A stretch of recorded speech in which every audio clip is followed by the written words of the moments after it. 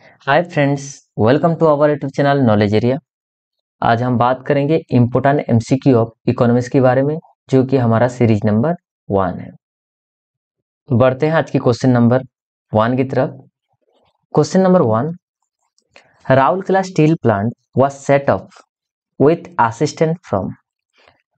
जो Rourkela steel plant है ये उड़ीसा में एग्जिस्ट करते हैं। ओके, तो उड़ीसा में जो राउरकेला स्टील प्लांट है वो किन की असिस्टेंस से बना गया है?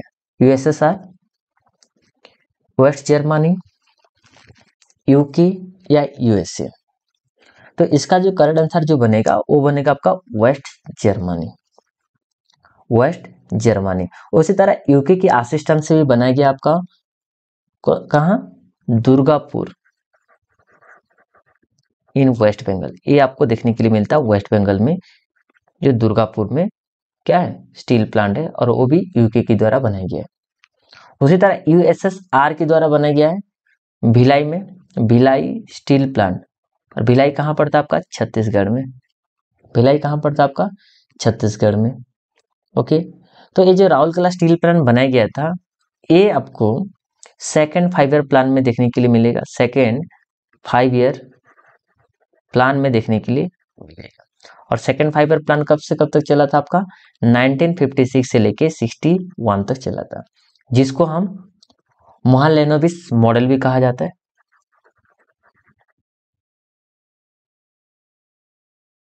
जिसमें ज्यादातर इंडस्ट्री के ऊपर ध्यान दिया गया था। Okay, next, which 5 year plan is also the liberalisation of the economy. उदारीकरण की जो नीति है कौन सी 5 ईयर प्लान के तहत देखने के लिए मिलेगा? 7th, 8th, 9th या 10th? तो इसका जो करेक्ट आंसर जो बनेगा वो बनेगा आपका option number B, 8th 5 year plan के तहत देखने के लिए मिलेगा, जो चला था आपका 1992 से लेके 1997 के बीच में, जिसका मेन पर्पज ये था कि एलपीजी सिस्टम को लगाया जाए। एल से आपका आ जाता है लिबरलाइजेशन,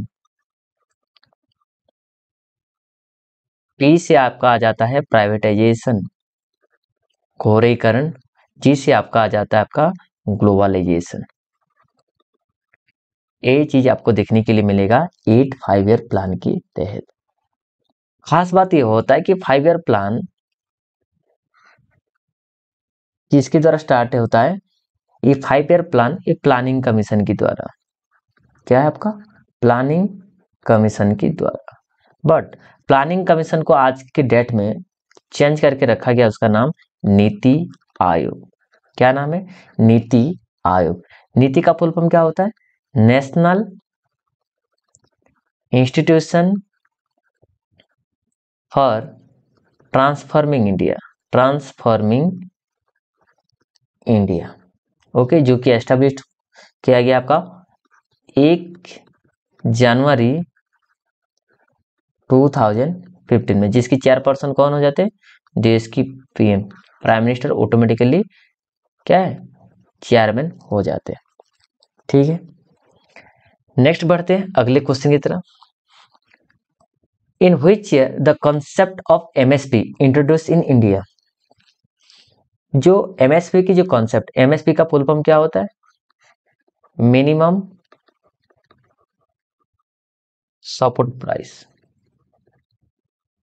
अब कोई चीज हार्वेस्ट करने से पहले ही उसकी जो रेट है वो तय होना चाहिए किसी भी चीज का। तो एमएसपी जो दिया जा रहा है वो केवल 23 ऐसे कमोडिटी है जिसके ऊपर क्या दिया जा रहा है? आपका एमएसपी दिया जाता है, जिसको रेकमेंड कौन करता है? सीएसीपी के द्वारा। और सीएसीपी का फुल फॉर्म क्या होता है? Commission for agricultural cost and price. क्या होता है? Commission for agricultural cost and price के द्वारा ये क्या होता है? आपका एमएसपी तय किया जाता है कितने? और वो भी 23 चीजें के अंदर। 7 आपका सीरियल से, क्या था? 7 आपका सीरियल से, 5 आपका पल्सेस है, 7 आपका वेल सीड है,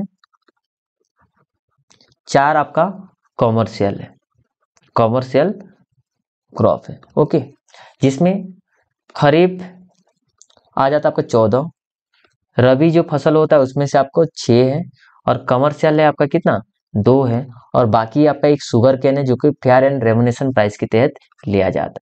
तो इसका आंसर क्या बनेगा, इसका आंसर जो बनेगा वो बनेगा आपका ऑप्शन नंबर ए, 1966 से लेके 67 के बीच में देखने के लिए मिलेगा एमएसपी अर्थात minimum support price.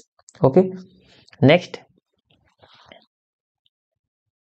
NAFED is a cooperative organisation of the, NAFED जो है आपका एक कोऑपरेटिव ऑर्गेनाइजेशन है, वो स्टेट लेवल का है, नेशनल है, डिस्ट्रिक्ट है या आपका पंचायत है।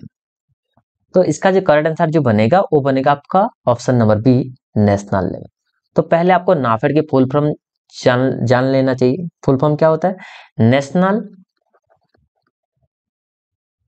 एग्रीकल्चरल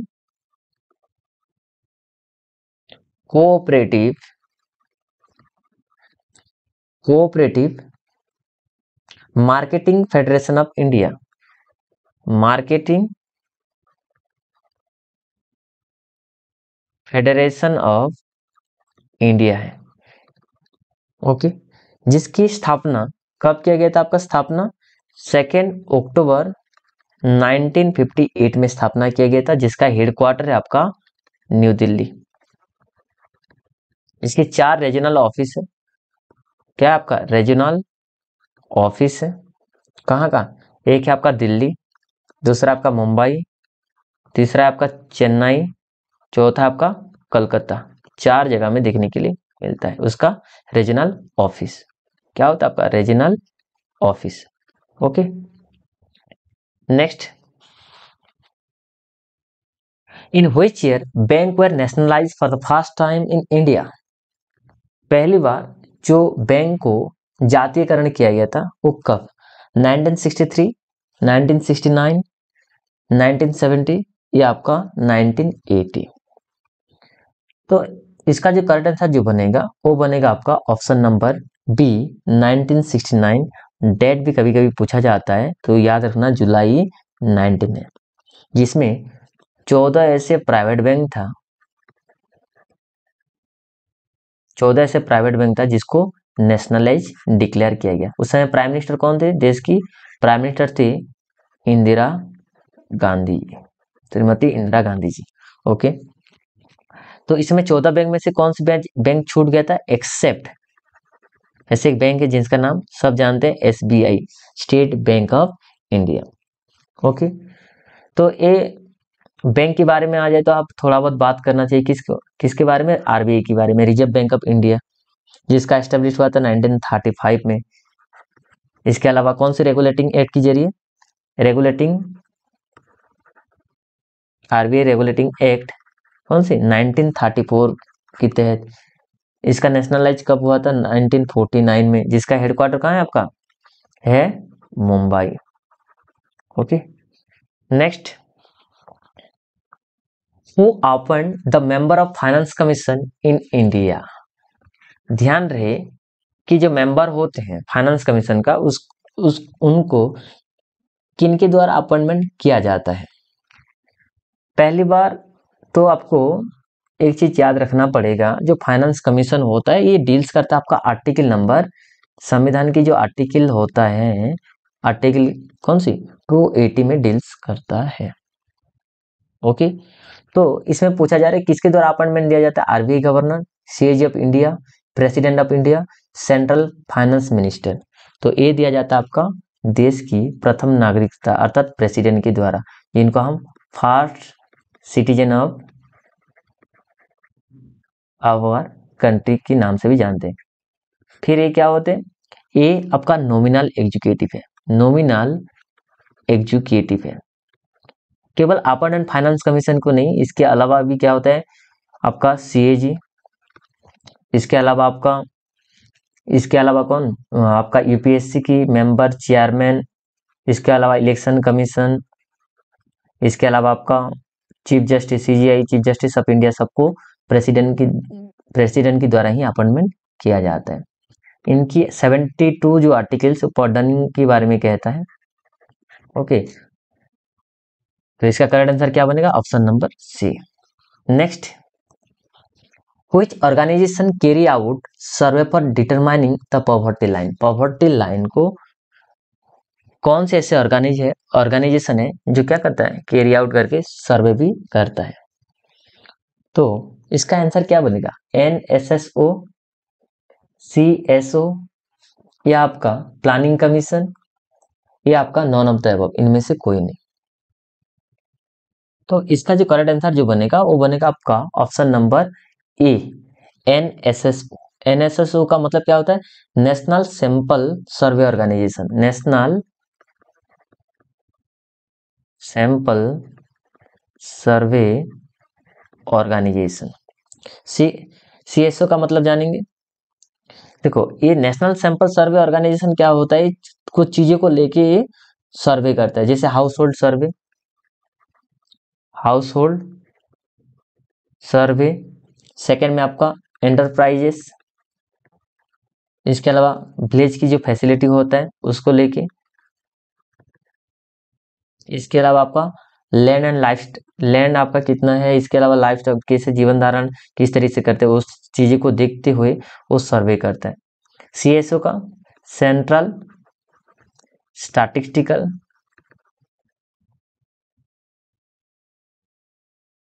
स्टिकल ऑफिस होता है। प्लानिंग कमीशन तो अभी अभी हम पढ़े थे, इसको चेंज करके इसका बना गया आपका नीति आयोग। क्या है?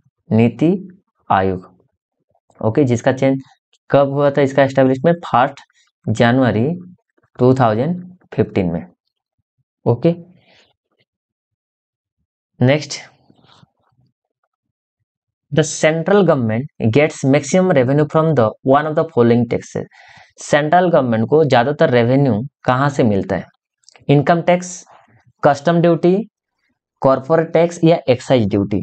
तो इसका जो करेक्ट आंसर जो बनेगा वो बनेगा आपका कॉर्पोरेट टैक्स। क्या बनता है? ऑप्शन नंबर सी होगा करेक्ट। देखिए, टैक्स जो होता है आपका दो प्रकार होता है, एक होता है डायरेक्ट, दूसरा होता है आपका इनडायरेक्ट। डायरेक्ट टैक्स कौन कौन सा होता है आपका? ये आ जाता है आपका डायरेक्ट में कौन कौन सा? इनकम, इनकम भी आ जाता है आपका, इनकम टैक्स जो डायरेक्ट टैक्स होता है। इसके बाद वेल्थ टैक्स, ये भी आपका डायरेक्ट हो जाता है। इसके अलावा इसका जो नेचर होता है ना, ये प्रोग्रेसिव होता है, प्रोग्रेसिव नेचर होता है इसका। इनडायरेक्ट टैक्स में क्या होता है आपका? भाट, जो जिसको वैल्यू एडेड टैक्स कहा जाता है, सर्विस टैक्स, इसके अलावा कौन सी? GST, एक्साइज, कस्टम, ये सारे का आपका इनडायरेक्ट टैक्स में चला जाता है। ठीक है, next, GST was introduced as the tax amendment act. GST का फुल फॉर्म होता है क्या है? Goods and service tax. क्या होता है? Goods and service tax.